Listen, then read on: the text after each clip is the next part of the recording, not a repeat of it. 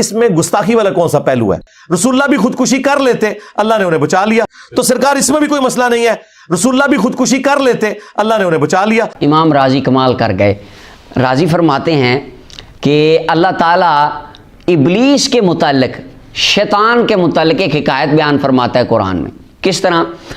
شیطان اللہ کی بارگاہ میں کھڑا ہو جاتا ہے، آدم علیہ السلام کا وہ معاملہ ہوتا ہے، وہ سجدہ نہیں کرتا، تو رب العالمین فرماتا ہے کہ جا، میں نے تجھے نکال دیا اور تجھے اپنی بارگاہ سے میں نے دور کر دیا، میری رحمت سے تو دور ہے اور میں تجھے دے رہا ہوں۔ وہ اس نے کہا فَبِعِزَّتِكَ لَأُغْوِيَنَّهُمْ، اللہ مجھے ٹائم دے، فرمایا قیامت تک کا ٹائم ہے، جا۔ تو شیطان اللہ کی بارگاہ میں کھڑا ہو کے کہتا ہے فَبِعِزَّتِكَ لَأُغْوِيَنَّهُمْ أَجْمَعِينَ، اے مولا مجھے تیری عزت کی قسم تیرے بندوں کو گمراہ کرتا رہوں گا، إِلَّا عِبَادَكَ مِنْهُمُ الْمُخْلَصِينَ، مگر جو تیرے مخلص بندے ہوں گے نا، خلوص والے، ان کے اوپر میرا زور نہیں چل سکے گا، ان کے قریب میں جا نہیں سکوں گا۔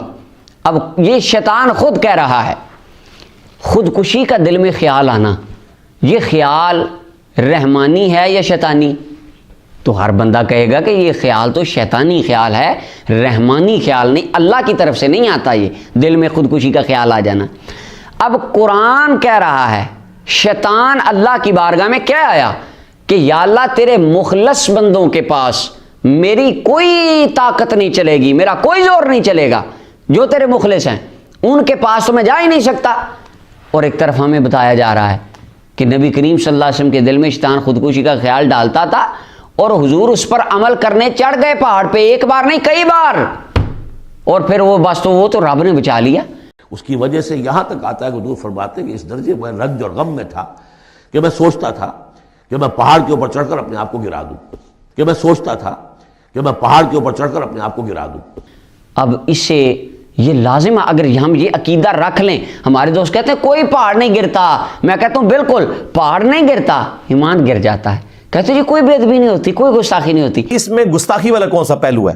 اگر یہ مان لیں تو اسے یہ عقیدہ رکھنا لازم آئے گا کہ نبی کریم صلی اللہ علیہ وسلم نعوذ باللہ نقل کفر اللہ کے مخلص بندوں میں سے نہیں تھے۔ اگر رسول کریم صلی اللہ علیہ وسلم کو کوئی بندہ یہ کہہ دے، کیا وہ مسلمان رہے گا؟ اور اگر امام الانبیاء منہم المخلصین میں شامل نہیں تو رب کے مخلص بندے ہیں کیا پھر؟ اور کون ہے؟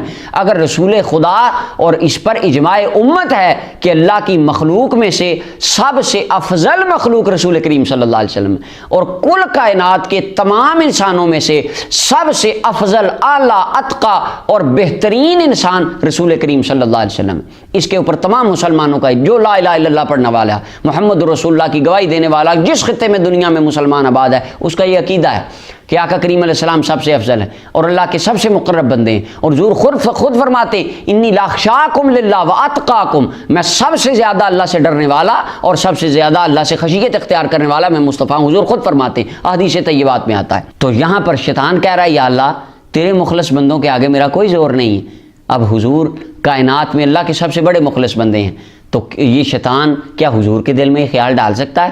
اور صرف خیال ہی نہیں ڈالا کہ وہ نہیں جی پہاڑ پہ بھی چلے گئے۔ اب شیطان کہہ رہا ہے کہ میں خیال بھی نہیں ڈال سکتا، اور جہلمیون اور تیمیون کہتے ہیں خیال ڈال دیا اور حضور نے اس پر عمل بھی کر لیا۔ اللہ یہ شیطان سے بھی بڑی بات کر گئے۔ یہ آگے چل کے، یہ میں اپنی طرف سے یہ نقطہ بیان نہیں کر رہا، یہ نقطہ راضی نے آگے چل کے اٹھایا، وہ میں انشاءاللہ نقل کروں گا وہاں جا کے۔ اور یہاں پر ایک اور بات قابل غور ہے کہ انبیاء کرام وہ تو شیطان سے بچانے کے لیے آتے ہیں، شیطان کے پیچھے لگنے تو نہیں آتے۔ اور ہمیں بتایا جا رہا ہے اگر تم مان بھی لو کہ انبیاء کرام کے دل میں ایک شیطانی خیال آیا اور نبی کریم، اور پھر عام نبی نہیں، امام الانبیاء صلی اللہ علیہ وسلم حضور نے اس پر عمل بھی کر لیا اور وہ پہاڑ پر بھی چلے گئے اور انہوں نے کئی بار سوسائڈ کی کوشش بھی کر لی، کوئی گستاخی نہیں ہوگی، کوئی پہاڑ نہیں گرے گا۔ اب آپ خود دیکھیں کہ کیا یہ عقیدہ ماننا اور یہ عقیدہ رکھنا نبی کریم صلی اللہ علیہ وسلم کی بے ادبی نہیں ہے، حضور کی گستاخی نہیں ہے؟ کیا اگر کہ یہ عقیدہ بندہ رکھ لے کہ حضور کے دل میں بھی ایک شیطانی خیال ہے اور حضور نے اس پر عمل کرنی ہے، نعوذ باللہ۔